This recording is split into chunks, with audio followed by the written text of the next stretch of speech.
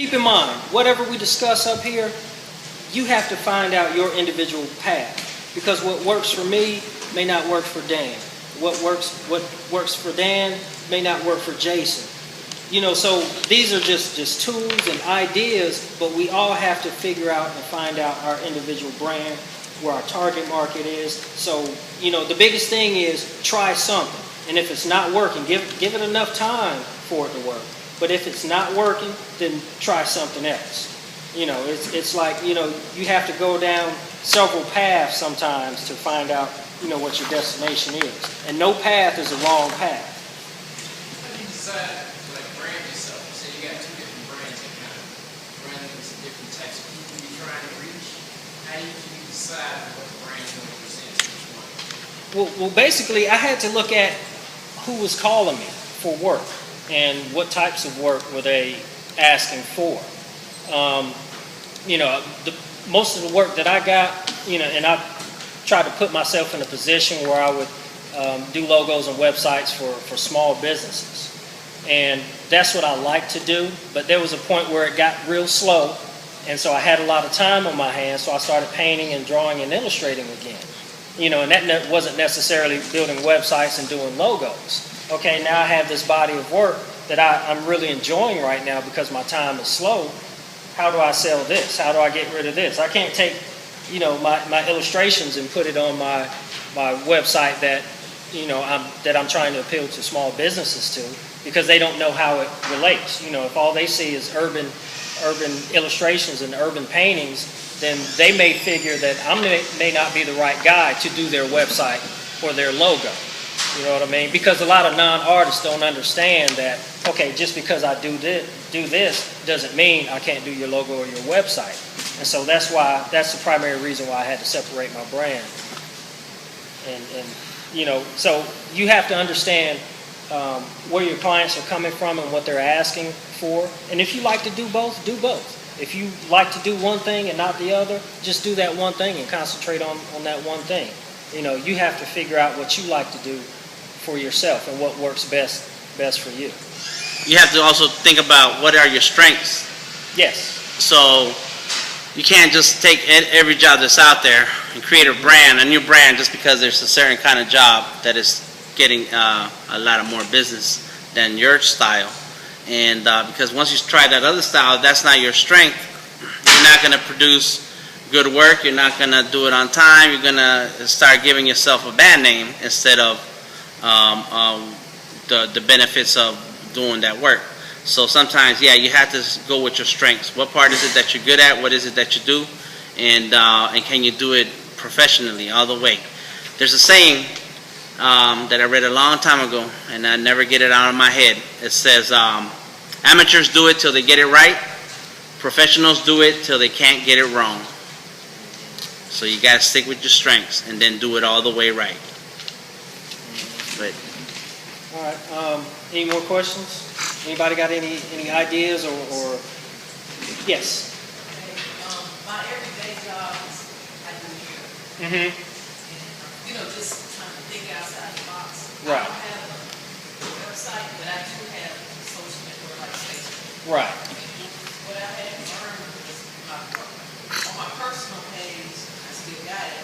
I would include the hair stuff, and then I pulled that to create a Facebook page. Right. And start posting pictures. So, and I've been following it now from that pulled the art.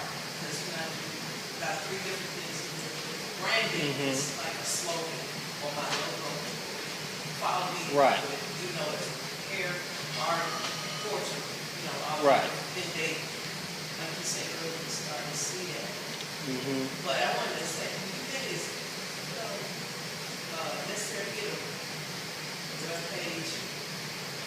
Well, so what? Social networks? Repeat the question. Say the question and then get the answer. Basically, in a nutshell, and correct me if I'm wrong, you don't have a website. You just have a Facebook profile. You have a personal profile, and at first all of your hair clients were on your personal profile. Well, not the client, but to get the people start paying attention that I do hair. Right. But now they're following, and I have the art on there too now, but I'm starting to build on the Facebook art page too. So you had two different things going on the same page, and then you split it up. So now you have separate pages for different things, right? So you have a page for your hair, and you have a page for your art. Well, I'm working on the art, but actually 3 things. So you got 3 things going on. Good. The hair and the art. And then I'm pulling off to do the art. Okay. And so I was thinking, maybe getting more feedback from the social network. Is it necessary to have a web page? Well, if you're getting clients and you're getting clients to come to you and pay you to do their hair, then you may not necessarily need a website. And I tell people you need to have at least one online entity. You know, if you don't have a... Now, yes, your clients who may come to you to get their hair done, they may or may not be the same people that would purchase your art. I would still separate it. And there may be some crossover. There may be people that love your art, you know, when and know and originally know you from being a cosmetologist. But if you're finding that more and more people are coming from your art, then yeah, I would separate it. And you're going to still have you can do some cross promotion, you know, on your art page. You can also let people know that you do hair, but let them know, well, if you want your hair done, then this is my page for that. Contact me here on this page or whatever. I'm going to add to that. But you raise your hand over there? I will add on to it. Okay, go ahead. Oh, okay. Well, this is what I propose, and this based on my experience. All right, so I learned to do tattoos back in 1995. I got hardcore into the graphics by 97, 98. Started building websites by 99. I got really a good hold of Photoshop and Illustrator, probably 01, 02. And so I do tattoos, I do web design, I do illustrations, I do design for print. I also manage and produce a monthly newsletter, it's a paper newsletter for a neighborhood. I have a different website for each one of those things. I have a different Facebook page for each one of those things. I have several different Twitters for a couple of those things. I don't mix any of the stuff together. I do have a couple websites where it's all about me, and it has the links to all of those different websites of the work that I do. I find that a website is necessary. You have to have a website. And the more stuff that you have online, the better. But you have to also, but not just having it, it has to be well managed. You have to make sure you understand and you are clear about the information that you're putting out there. And I say the more that you have is the better, is because as soon as you hand your card out to somebody, and what is it that first thing you do if I handed you my card is to look it up.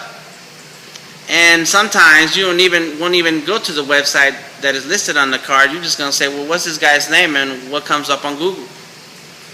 And if the only thing you have is Facebook, then your ranking may come up high, maybe it don't, depending on how many other people have that same name.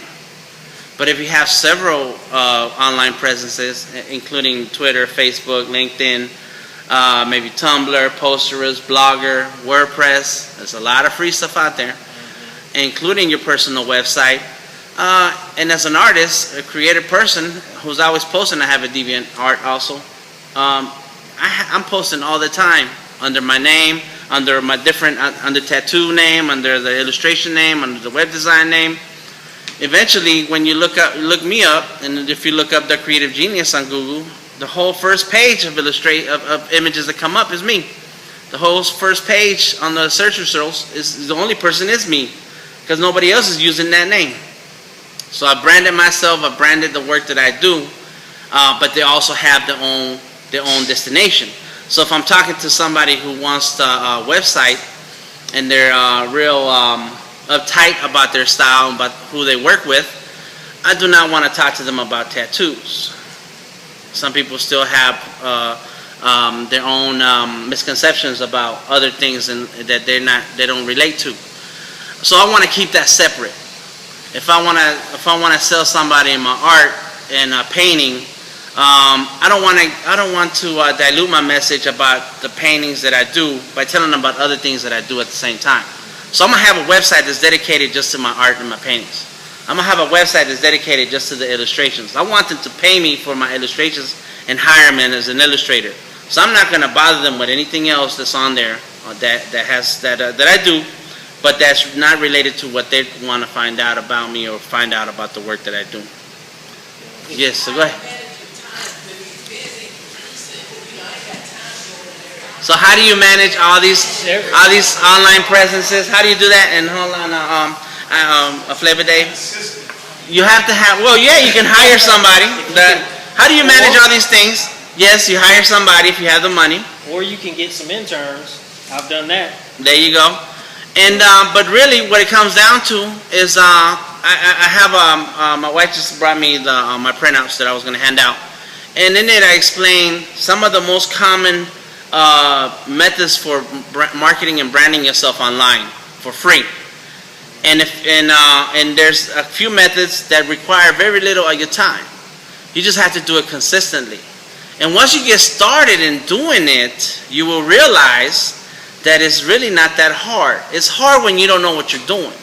But the more you do it, little by little, you put in 1 hour, 2 hours a week. Time yourself and say, look, I'm not going to do nothing today, or nothing on this computer beyond what I'm supposed to do, and knock it out. And then leave it alone. And if you post once a week, then you post once a week. I know W. Who has ever heard of W, the artist? Awesome artist, gets paid big money to do a lot of things. He runs the Art Beats and Lyrics series of art shows. He posts once a month. Dude is famous. Yeah. He gets paid a lot of money for his art, paintings, illustrations, and he hardly posts. I post every day. I don't know, Flavor Day posts several times a day. I'm used to it. It don't have to be all the time, and it doesn't have to take up all your time. You just have to do it effectively. You have to do it in a way that it benefits you. You know, don't let it be your job. In that case, if you got that much work that needs to go into your online presence, then you need to hire somebody, because that's going to be a source of your money. But if it's not, and you're trying to do it as cheap as possible and free, then you need to just it becomes one other thing that you have to learn how to do, including how to write contracts, how to submit, how to send in invoices, and so on. It's part of being a full-time artist.